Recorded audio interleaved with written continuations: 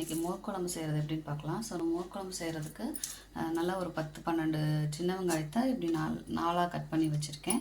அடுத்து வெண்டைக்காய் ஒரு 4-5 வெண்டைக்காயை கட் பண்ணி வச்சுருக்கேன் இந்த சைஸுக்கு எடுத்து.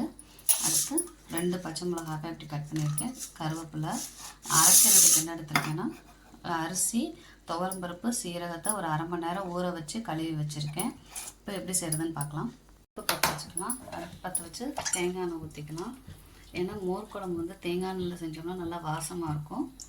தேங்காய் எண்ணெய் ஊற்றி அதில் கொஞ்சம் சீரகம், எண்ணெய் காஞ்சதும் சீரகம் பொரிக்க விட்டுக்கலாம். சீரகம் பொரிச்சிட்டு சீரகம் பொரிஞ்சு வரப்போ சின்ன வெங்காயத்தை ஆட் பண்ணிக்கலாம்.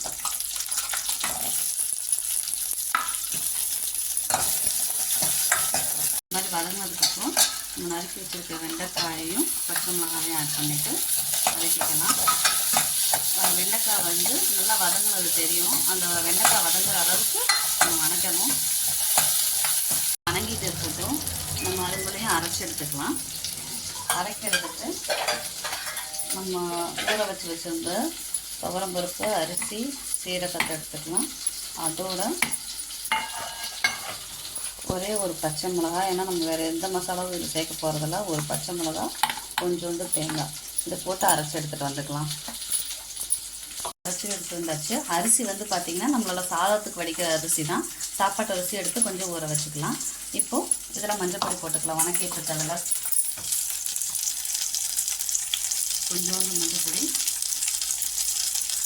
மஞ்சள் பொடி போட்டு வணக்கணும்னா நல்லா வணங்கிடுச்சு. இப்போ நம்ம இதில் இஞ்சியும் போட்டுக்கலாம். சில பேருக்கு சாப்பிட்றப்ப இஞ்சி வந்தால் பிடிக்காதனால நான் வந்து கொஞ்சம் இஞ்சி பூண்டு பேஸ்ட்டு போட்டிருக்கேன். நீங்கள் இஞ்சி துண்டு துண்டாக கட் பண்ணி போடுறதுனாலும் போட்டுக்கலாம். இப்போ இந்த இஞ்சி பூண்டு பேஸ்ட்டு வாசம் போகிற வரைக்கும் வணக்கி விட்டுட்டோம். இப்போ வெண்டைக்காயும் நல்லா வதங்கிடுச்சு, வெங்காயம் நல்லா வதங்கிடுச்சு. இந்த சமயத்தில் நம்ம என்ன பண்ணோம்னா பச்சை வாசம் போகவும் நம்ம அரைச்சி வச்ச பேஸ்ட்டை இதில் ஆட் பண்ணிக்கலாம்.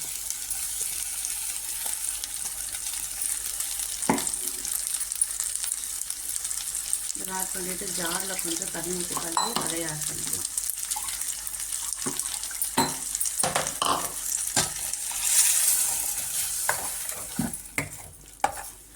அதையும் மிக்ஸ் பண்ணிவிட்டு கொஞ்சம் தண்ணி ஊற்றி இந்த தண்ணியில் ஃபஸ்ட்டு நம்ம அரைச்சி ஊற்றிருக்க அந்த இருக்கு இல்லையா, அந்த தேங்காய் பால் வந்து நல்லா காயட்டும். இந்த பச்சை வாசம் போகிற வரைக்கும் நல்லா கொதிக்கட்டும். சிம்லேயே வச்சு வேக விடலாம். நீங்கள் கொஞ்சம் ஹையில் வச்சிங்கன்னா என்னென்னா ஈஸியாக நம்ம அரைச்சி ஊற்றிருக்கிறத வந்து அரிசி இதெல்லாம் இருக்கிறதுனால அடிப்பிடிக்க ஆரம்பிச்சிடும். அதனால் சிம்மில் வச்சு காய வச்சுக்கலாம். குழம்புக்கு தேவையான உப்பை இதில் ஆட் பண்ணிடலாம்.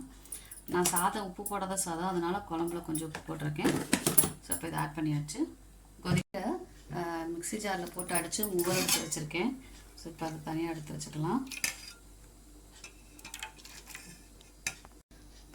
இந்த குண்டாக்கு அரை குண்டா மோர் எடுத்து வச்சுருக்கேன். ஒரு 7 மினிட்ஸ் கழிச்சு பார்த்திங்கன்னா இந்த மாதிரி கெட்டி ஆயிடுச்சு. ஸோ இப்போ நீங்கள் வேணும்னா கொஞ்சம் தண்ணி ஆட் பண்ணிக்கலாம். ஏன்னா நம்ம மோர் ஆட் பண்ணுவோம். மோர் ஆட் பண்ணாலும் கொஞ்சம் இதாக தான் இருக்கும். ஸோ இந்த பதத்தில் வேணும்னா இப்படியே இருந்துக்கலாம். இல்லை கொஞ்சம் வேணும்னா தண்ணி ஆட் பண்ணிக்கலாம். இப்போ பச்சை வாசம் போயிடுச்சான்னு பார்த்தோம்னா நல்லா பச்சை வாசம் போயிடுச்சு. இப்போ இதை நம்ம இறக்கி தனியாக வச்சிடலாம். இறக்கி தனியாக வச்சுட்டு அந்த கொதிக்கிறது அடங்கினதுக்கப்புறம் தான் மோர் ஊற்றணும், இல்லைனா திரிஞ்சிடும். ஸோ அந்த கொதிக்கிறது அடங்கினதுக்கப்புறம் மோர் ஊற்றிக்கலாம். கொதிக்கிறது அடங்கிடுச்சு, ஆனால் சூடாக இருக்குது. இப்போ நம்ம என்ன பண்ணிக்கலாம்னா மோர் அடித்ததை ஊற்றி எல்லாம் மிக்ஸ் பண்ணிக்கலாம். இப்போ மோர் ஊற்றவும் நல்லா தண்ணி ஆயிடுச்சு பாருங்கள். மோர் ஊற்றி இப்படி மிக்ஸ் பண்ணி வச்சுட்டு இனிமேல் தான் நம்ம தாளிக்க போகிறோம்.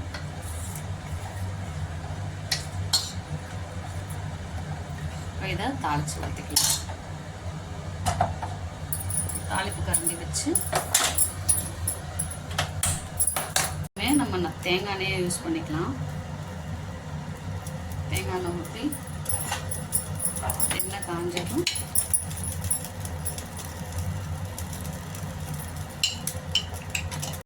பொரிக்கிறப்ப ஒரே ஒரு வரமிளகாய் 2ஆக பிச்சு போட்டு கருவேப்பிலை போட்டுருக்கேன்.